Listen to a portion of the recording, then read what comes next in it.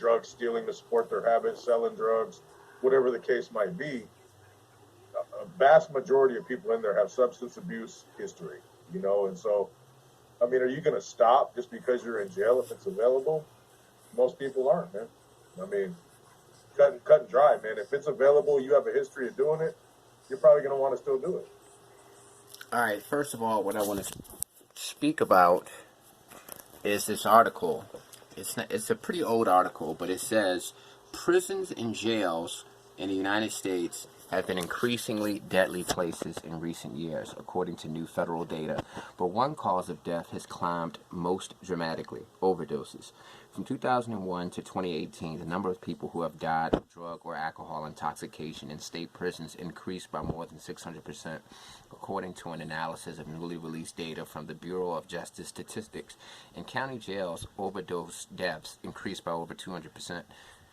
Alright, the footage that I showed you in the beginning of the video was from a channel called A Convict's Perspective, and they are former members of this California prison gang called Nuestra Familia, and it's a highly organized criminal gang that operates as an organized crime unit, meaning instead of just gang banging, they're more interested in making money, and they make millions of dollars inside the prison and outside the prison. They actually make more money in the prisons than outside the prisons.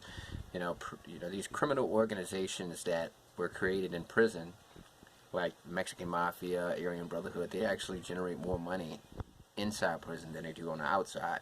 And if you're somebody who already knows about this information, this is nothing new to you. You already know, hey, everybody knows that prisons have hustles, everybody knows that prisons have drugs and all that stuff. But I'm speaking to the regular civilian who has absolutely no idea about this. Alright, people naturally assume that if you're in prison, you're not going to have access to this, and that, all of these illicit things. But that's not true. In prison, drugs are available. In criminal organizations, especially in prisons that are like really, really organized by gangs, dominate the drug trade. And they make millions and millions of dollars. There's a guy who's named Boxer. He actually was a Mexican Mafia dropout, and he said that he actually made so much money in prison from drugs that he put his daughter through college. He actually put his daughter through college from the money he was generating as a drug dealer in prison.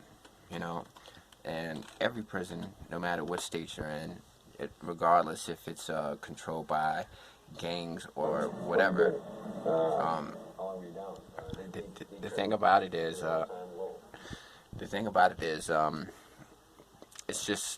that's just what it is. Anybody who's ever been to a federal prison or a state prison will tell you drugs are everywhere. People make millions of dollars from drugs. And if the overdoses have went up 600% in state prisons throughout the United States and 200% in the county jails throughout the United States, it makes you wonder where the drugs coming from.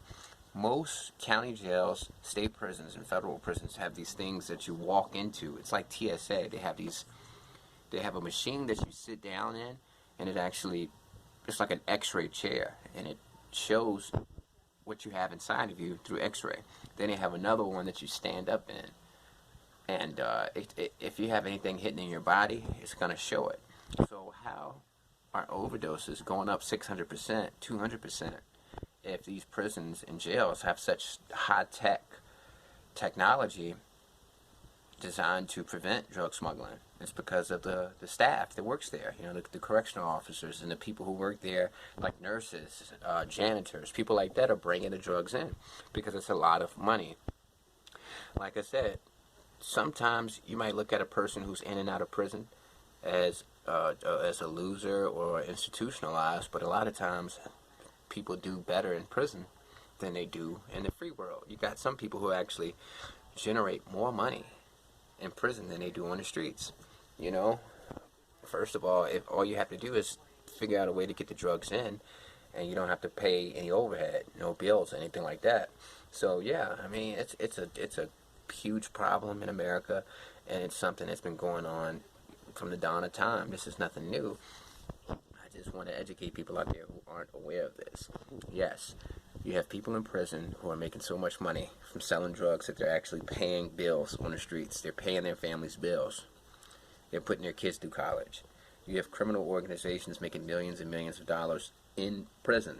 You know, you have people who were actually in solitary confinement, who are millionaires from selling drugs in prison, not selling drugs on the outside in the streets, but in prison. And yeah, and like I said, who's bringing it in? It's amazing. Peace.